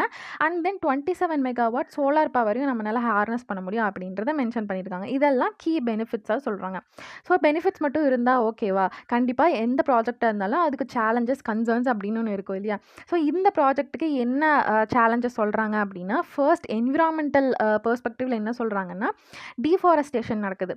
அதாவது இந்த பேட்வா ரிவர் இங்கே இருக்குது, கென் ரிவர் இங்கே இருக்குது இல்லையா, இது ரெண்டையும் லிங்க் பண்ணுறப்ப இந்த ரீஜியன்ஸில் இருக்கக்கூடிய இது கவர் பண்ணக்கூடிய ரீஜன்ஸ் இருக்குது இல்லையா, அந்த ரீஜன்ஸில் இருக்க ஃபாரஸ்ட்டாக இருக்கட்டும் சரி, ஏதாவது ஒரு சிட்டி ஆர் பிளேஸ் ஆஃப் ரெசிடென்ஸாக இருக்குது அப்படின்னாலும் சரி, அந்த இடம் வந்துட்டு கண்டிப்பாக சப்மர்ஜ் ஆகும். ஸோ டீஃபாரஸ்டேஷன்னா என்ன? ஃபாரஸ்ட்டில் இருக்கக்கூடிய மரங்களை வெட்டுறது டீஃபாரஸ்டேஷனா. ஸோ இந்த இடத்துல பன்னா டைகர் ரிசர்வ் வந்துட்டு இருக்குது, பன்னா நேஷ்னல் பார்க் இருக்குது, பன்னா டைகர் ரிசர்வ் இருக்குது. ஸோ அதில் 98 கிலோமீட்டர்ஸ்க்கு இருக்கக்கூடிய ஃபாரஸ்ட் லேண்ட் வந்து சப்மர்ஜ் ஆகுது. ஸோ அது வந்து கண்டிப்பாக டீஃபாரஸ்டேஷன் அப்படின்னு சொல்கிறாங்க. ஸோ அது மட்டும் இல்லாமல் அங்கே இருக்கக்கூடிய பன்னா டைகர் ரிசர்வில் இருக்கிற பாப்புலேஷன், டைகர் பாப்புலேஷன் இருக்குது, அது மட்டும் இல்லாமல் கரியல்ஸ் இருக்குது, வல்ச்சர்ஸ் இருக்குது, இந்த மாதிரியான இம்பார்ட்டண்ட்டான ஸ்பீஷஸ் எல்லாம் இருக்கு இல்லையா, அந்த ஸ்பீஷஸ்க்கு, வைல்ட் லைஃப் ஸ்பீஷஸ்க்கு ஒரு இம்பேக்டாக இருக்குது. இப்போ இங்கே நாம் வந்துட்டு ரிவர் கன்ஸ்ட்ரக்ட் பண்ணிட்டோம்னா ஃப்ராக்மெண்டேஷன் நடக்குதா? இப்போது இந்த டைகர் ரிசர்வ் வந்துட்டு இப்படி இருக்குது அப்படின்னா, இதில் நம்ம இங்கே நடுவில் டேம் கன்ஸ்ட்ரக்ட் பண்ணி போகிறப்ப கண்டிப்பாக வந்துட்டு ஃப்ராக்மெண்டேஷன் நடக்கும். அதனால் ஒரு மூவ்மெண்ட் வந்துட்டு இருக்க முடியாது. டைகர்ஸ் வந்துட்டு ப்ரேவை தேடி ஒரு இடத்துலேருந்து இன்னொரு இடத்துக்கு மூவ் பண்ணுது அப்படின்னா அதுவும் கண்டிப்பாக வந்துட்டு இம்பேக்ட் ஆகும். அது ஒரு இம்பேக்டாக சொல்கிறாங்களா. And then hydrological disruptions. இந்த பந்தேல்கண்ட் ரீஜனில் வந்துட்டு இந்த மாதிரியான ஒரு அட்மாஸ்பியர் தான் இருக்கணும் அப்படின்னு இருக்கு இல்லையா. இப்போ நம்ம இந்த மாதிரி ரிவர் லிங்கிங் ப்ராஜெக்ட் பண்ணுறதுனால அங்கே வந்து நம்ம வாட்டர் அவைலபிலிட்டியை இன்க்ரீஸ் பண்ணுறோம். அதனால் கண்டிப்பாக வந்துட்டு என்விரான்மெண்டல் ரீஜனில் கண்டிப்பாக வந்துட்டு டிஸ்ரப்ஷன்ஸ் இருக்கும். அதனால் கண்டிப்பாக ரெடியூஸ்டு ரெயின்ஃபால் நடக்கலாம், மாதிரியான இஷ்யூஸ் வந்துட்டு சொல்கிறாங்க. அண்ட் தென் சோஷியல் இஷ்யூஸில் என்ன சொல்கிறாங்கன்னா, டிஸ்பிளேஸ்மெண்ட். ரிவர் லிங்கிங் ப்ராஜெக்ட் நடக்கக்கூடிய ஏரியா இருக்குது இல்லையா, ஸோ அங்கே ஏதாவது ஒரு செட்டில்மெண்ட்ஸ் இருக்குது அப்படின்னா அதை வந்து கண்டிப்பாக நம்ம கிளியர் பண்ணி ஆகணுமா. ஸோ சார்ட்டர்பூர் அப்படின்ற இடத்துல மட்டுமே 5000 ஃபேமிலிஸ் கிட்ட ரீப்ளேஸ்மெண்ட் பண்ண சுச்சுவேஷன் ஏற்பட்டிருக்கு. அண்ட் தென் பன்னால வந்துட்டு 1400 ஃபேமிலிஸை வந்துட்டு நம்ம எவாக்குவேட் பண்ண வேண்டியதாக இருந்திருக்கு. And then adequate compensation. இப்போ இந்த மாதிரி ஃபேமிலிஸ் எல்லாம் நம்ம மூவ் பண்ணி வேறு இடத்துல இருக்க சொல்லியிருப்போம் இல்லையா, அதுக்கு நம்ம காம்பன்சேஷன் கண்டிப்பாக கவர்மெண்ட் வந்து கொடுத்து தான் ஆகணும். ஸோ அந்த காம்பன்சேஷன் வந்துட்டு சரியாகவே இல்லை, அடிக்குவேட்டாக கிடையாது அப்படின்றத இன்னொரு சோஷியல் இஷ்யூவாக மென்ஷன் பண்ணுறாங்க. அண்ட் தென் இதை சுற்றி இருக்க கான்ட்ரவர்சிஸ் என்னென்ன அப்படின்னா, என்விரான்மெண்டல்லையும் வைல்ட் லைஃப்பையும் வந்துட்டு கிளியர் பண்ணுறாங்க இல்லையா, ஃப்ராக்மெண்டேஷன் நடக்குது. ஸோ இது வந்து ஓகேவா, எத்திக்கலாக அப்படின்னு ஒரு கொஷின் பண்ணுறாங்க. And then Panna tiger reserve core area conservation நார்ம்ஸையே அது வயலேட் பண்ணுது அப்படின்னு சொல்கிறாங்க. டைகர் ரிசர்வில் வந்துட்டு கோர் ஏரியா, பஃபர் ஏரியா அப்படின்னு இருக்கும் இல்லையா, ஸோ அந்த கோர் ஏரியாக்குள்ளே எந்த ஒரு ஹியூமன் ஆக்டிவிட்டியுமே வந்துட்டு வரக்கூடாது அந்த மாதிரி சொல்லியிருப்போம் இல்லையா. ஆனால் இந்த கோர் ஏரியாக்குள்ளேயே அது வந்து போகுது இந்த ப்ராஜெக்ட்டு, ஸோ அதுவே வந்து வயலேட் பண்ணுது அப்படின்றத மென்ஷன் பண்ணியிருக்காங்க. ஸோ நெக்ஸ்ட்டு இதனோட சிக்னிஃபிகன்ஸ் என்ன அப்படின்னு பார்க்கலாம். இதனோட சிக்னிஃபிகன்ஸ் என்னவா இருக்கும் அப்படின்னா, ஃபர்ஸ்ட் ஒன் அக்ரிகல்ச்சரல் பூஸ்ட். அதை மென்ஷன் அக்ரிகல்ச்சரல் பூஸ்ட்டை வந்து மென்ஷன் பண்ணுறாங்க. சொன்னோம் இல்லையா, வந்தேல்கண்ட் ரீஜன் அப்படிங்கிறது வந்து ரொம்ப அரிடான ஒரு ரீஜன் அப்படின்னு சொல்லிட்டு. ஸோ அங்கே வந்து அக்ரிகல்ச்சர் ஆக்டிவிட்டிக்கும் வாட்டர் ஸ்கார்சிட்டி வந்துட்டு இருக்கும். ஸோ அதனால் வாட்டர் ஸ்கார்சிட்டியும் வந்து ரெடியூஸ் பண்ணுது. அது மட்டும் இல்லாமல் அக்ரிகல்ச்சரில் ப்ரொடக்டிவிட்டியும் அது இன்க்ரீஸ் பண்ணுது அப்படின்றது ஒரு சிக்னிஃபிகன்ஸாக இருக்குது.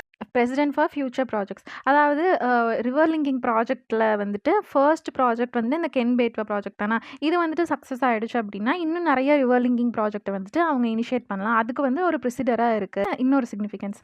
ஸோ வே ஃபார்வர்டு என்னென்ன அப்படின்னா, நம்ம இப்போ இந்த டேம் கன்ஸ்ட்ரக்ட் பண்ணுறதுனால, இந்த ப்ராஜெக்ட் கன்ஸ்ட்ரக்ட் பண்ணுறதுனால ஹேபிட்டேட் வந்துட்டு லாஸ் ஆகுது இல்லையா, அதுக்கு வந்து நம்ம ரீஸ்டோரேஷன் ஆக்டிவிட்டீஸ் நம்ம பண்ணணும்.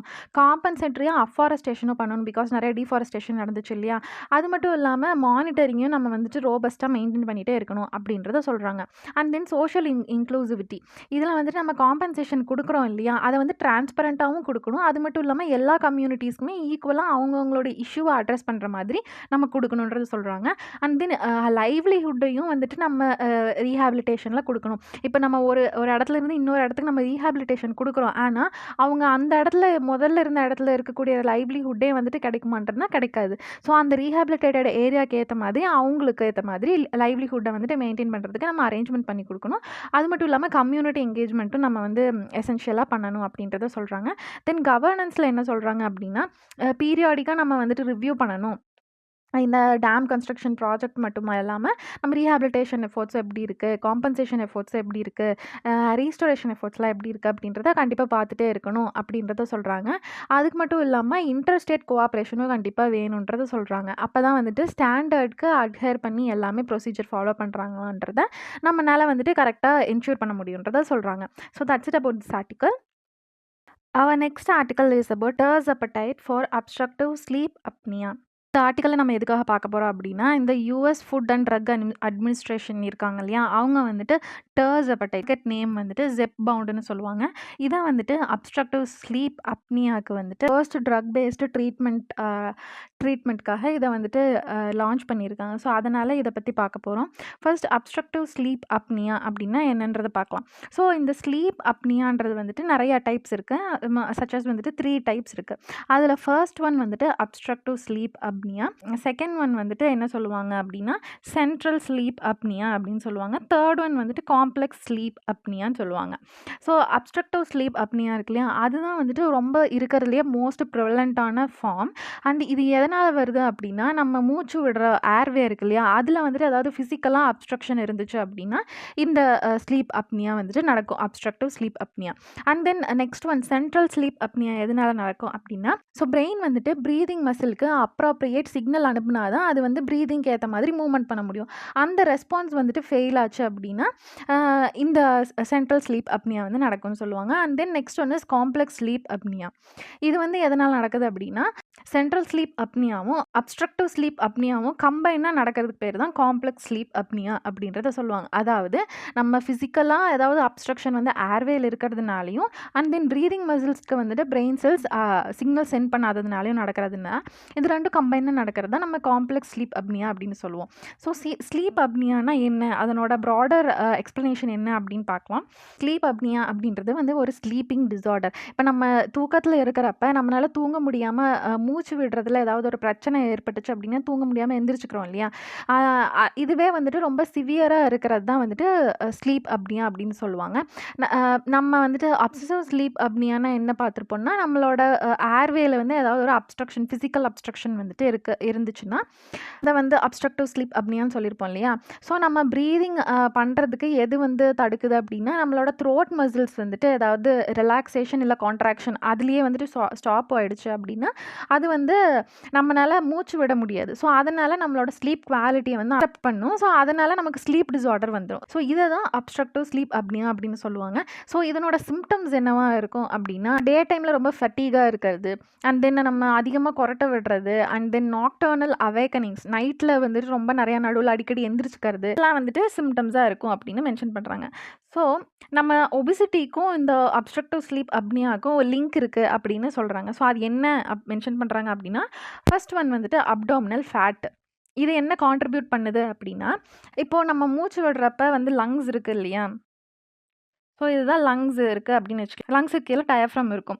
ஸோ இப்போ நமக்கு அப்டாமினல் ஃபேட் வந்துட்டு ரொம்ப நிறையா இருந்துச்சு அப்படின்னா நம்ம வந்து மூச்சு விடுறப்ப இன்ஹேல் பண்ணுறப்ப, அதாவது ஆக்சிஜனை உள்ளே எடுத்துக்கிறப்ப லங்ஸ் எல்லாமே வந்துட்டு நல்லா விரிவடையுமா, அப்போ வந்து டயஃப்ரமும் வந்துட்டு கீழே வரணும். ஸோ அப்படி கீழே வர்றப்ப வந்துட்டு இந்த மாதிரி அப்டாமினல் ஃபேட் இருந்துச்சு அப்படின்னா அது லங்கோட கெப்பாசிட்டி, விரிய கெப்பாசிட்டி அது வந்து அப்ஸ்ட்ரக்ட் பண்ணும், அதை வந்து ரெடியூஸ் பண்ணும். ஸோ அதனால் ஏர்வேல அப்ஸ்ட்ரக்ஷன் கண்டிப்பாக நடக்கும். அதனால் இது வந்து ஒரு ஓஎஸ்ஏ வர்றதுக்கு ஒரு கான்ட்ரிபியூட்டிங் ஃபேக்டர் இருக்குது அப்படின்னு சொல்கிறாங்க. And next one is neck fat and tongue laxity.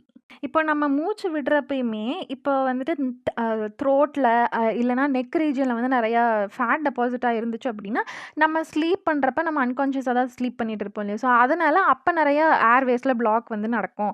So அதனால அது ஒரு ஓஎஸ்ஏக்கு ஒரு கான்ட்ரிபியூட்டிங் ஃபேக்டராக இருக்கும் அப்படின்றத சொல்கிறாங்க. ஸோ இதனோட ப்ரிவலன்ஸ் பார்த்தோம்னா ஓஎஸ்ஏ இருக்கிற பேஷண்ட்ஸில் 50% ஆஃப் த பேஷண்ட்ஸ் வந்துட்டு கண்டிப்பாக ஒபீஸ் பேஷண்ட்டாக தான் இருக்காங்க. அண்ட் 25% ஆஃப் த பேஷண்ட்ஸ் வந்துட்டு ஓவர் வெயிட்டாக தான் இருக்காங்க. ஸோ இதுலேருந்து என்ன சொல்கிறாங்க அப்படின்னா, இந்த ஒபிசிட்டி வந்துட்டு கண்டிப்பாக ஓஎஸ்ஏ வரதுக்கு ஒரு சிக்னிஃபிகண்ட் ரிஸ்க் ஃபேக்டராக இருக்குது. அது மட்டும் இல்லாமல் ஸ்மாலர் லங்ஸு, அது அது மட்டும் இல்லாமல் அனடாமிக்கலாக ஏதாவது சேஞ்சஸ் நடக்குது அப்படின்னா கண்டிப்பாக அது ஒரு கான்ட்ரிபியூட்டிங் ஃபேக்டராக இருக்குது அப்படின்றத சொல்கிறாங்க. அதர் ரிஸ்க் ஃபேக்டராக என்னென்னலாம் இருக்கலாம் அப்படின்னு மென்ஷன் பண்ணுறாங்கன்னா, ஏஜிங்கு, ஸ்மோக்கிங்கு, இல்லைனா ஜெனட்டிக் ப்ரீடிஸ்பொசிஷன் கூட வந்துட்டு ஓஎஸ்ஏக்கு கான்ட்ரிபியூட் பண்ணுறன்றத மென்ஷன் பண்ணியிருக்காங்க. ஸோ எக்ஸிஸ்டிங் ட்ரீட்மெண்ட்ஸ் என்னென்ன இருக்குது அப்படின்னா, ஃபர்ஸ்ட் ஒன் வந்துட்டு சிபிஏபின்னு சொல்லுவாங்க. Positive airway pressure machines. இது வந்துட்டு ஒரு டிவைஸு. அந்த டிவைஸை வந்துட்டு என்ன பண்ணும் அப்படின்னா, நம்மளோட ஏர்வேஸ் இருக்கு இல்லையா, அந்த ஏர்வேஸில் ப்ரெஷரைஸ்டாக ஏர் வந்துட்டு ஃப்ளோ பண்ணிகிட்டே இருக்கும். அப்போ தான் வந்துட்டு நம்மளோட ஏர்வேஸை நம்மளோட அன்கான்ஷியஸாக நம்ம ஸ்லீப்பில் இருக்கிறப்ப கூட ஏர்வேஸ் ஓப்பனாக வச்சுக்கும். அதனால் நம்ம எந்த ஒரு ஃபிசிக்கலாக அப்ஸ்ட்ரக்ஷனும் நடக்காது. ஏன்னா ப்ரெஷரைஸ்டு ஏர் போயிட்டே இருக்கு இல்லையா, அதனால.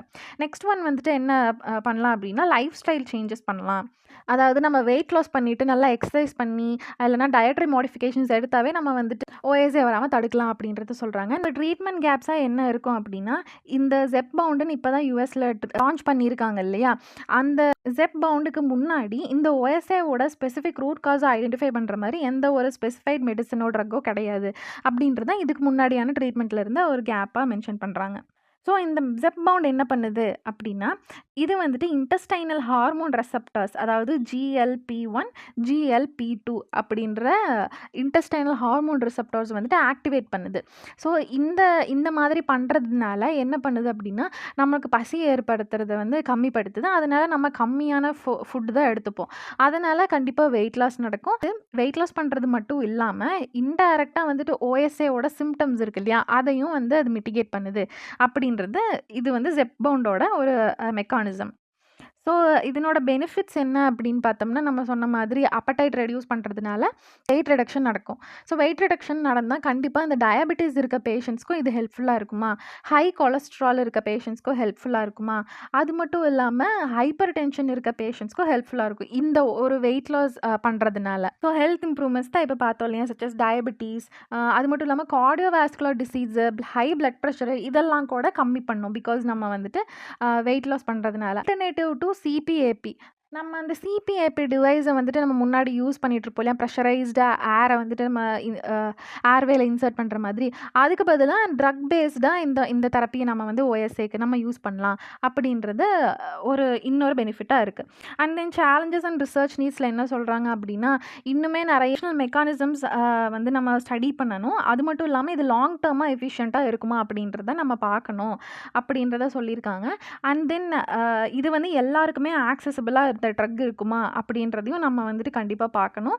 அண்ட் ஆல்சோ வந்துட்டு இது வந்து ஓஎஸ்ஏ மட்டும் இல்லாமல் மற்ற டிசீஸ் இருக்க பேஷண்ட்ஸு சச்சஸ் வந்துட்டு டைப் 2 டயபெட்டிஸு, கார்டியோவாஸ்குலர் டிசீஸ் இருக்க பேஷண்ட்ஸும் இது யூஸ் பண்ணலாமா, வைடு பேஷண்ட் பேஸ்க்கு நம்ம யூஸ் பண்ணலாமா அப்படின்றதையும் இன்னும் நம்ம ரிசர்ச் பண்ணணும் அப்படின்றத இந்த ஆர்டிக்கலில் மென்ஷன் பண்ணுறாங்க. So that's it about this article.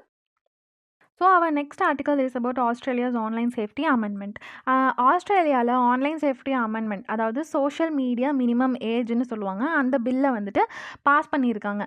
இந்த பில்லோட மெயின் அப்ஜெக்டிவ் என்ன அப்படின்னா, 16 இயர்ஸ்க்கு கீழே இருக்கிற சில்ட்ரன்ஸ் வந்துட்டு சோஷியல் மீடியா பிளாட்ஃபார்ம்ஸில் எந்த ஒரு சோஷியல் மீடியா அக்கௌண்ட்ஸையும் க்ரியேட் பண்ணக்கூடாது அப்படின்றது தான் இந்த பில்லோட மெயின் அப்ஜெக்டிவ். ஸோ இது எதுக்காக கொண்டு வந்தாங்க அப்படின்னா, ஆன்லைனில் நிறையா ஹார்ம்ஸ் நடக்குது இல்லையா, அதுவும் சில்ட்ரன்ஸ்க்கு தான் நிறையா ஹார்ம்ஸ் நடக்குது ரிகார்டிங் ப்ரைவசி இஷ்யூஸில் இந்த மாதிரி. ஸோ அந்த மைனர்ஸை வந்துட்டு இந்த இஷ்யூஸ்லேருந்துட்டு ப்ரொடெக்ட் பண்ணுறதுக்காக இந்த பில்லை வந்து கொண்டு வந்திருக்காங்க. ஸோ இந்த பில்லோட கீ ப்ரொவிஷன்ஸ் என்ன அப்படின்றத நம்ம பார்க்கலாம்.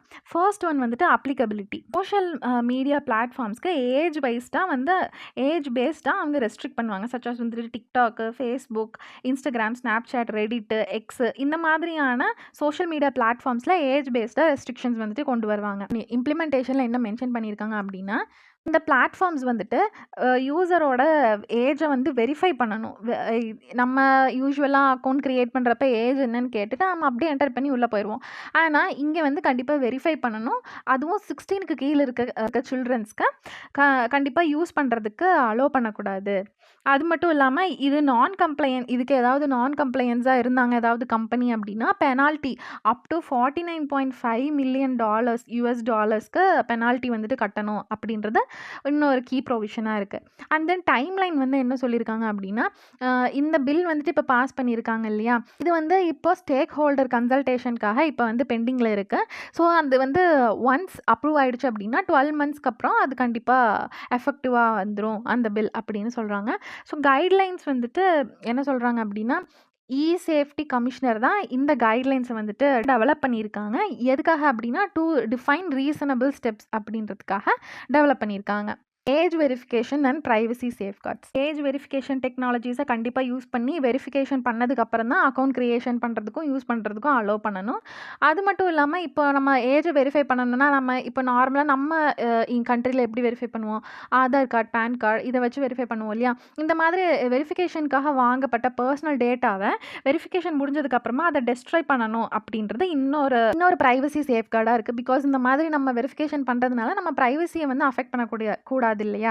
ஸோ அதுக்காக அண்ட் தென் மாதிரியான பர்சனல் டேட்டாவை கலெக்ட் பண்ணாங்க இல்லையா? அந்த டேட்டாவை அன்ஆத்தரைஸ்டாக ஏதாவது யூஸ் பண்ணிட்டாங்க அப்படின்னா அதுக்கும் அந்த கம்பெனிக்கு பெனால்ட்டி இருக்குது. அண்டர் பிரைவசி ஆக்ட் ஆஃப் 1988 அந்த கண்ட்ரியில் இருக்க ஆக்ட் 1988 மூலிமா அவங்களால பெனால்ட்டிஸையும் வந்துட்டு லெவி பண்ண முடியும்.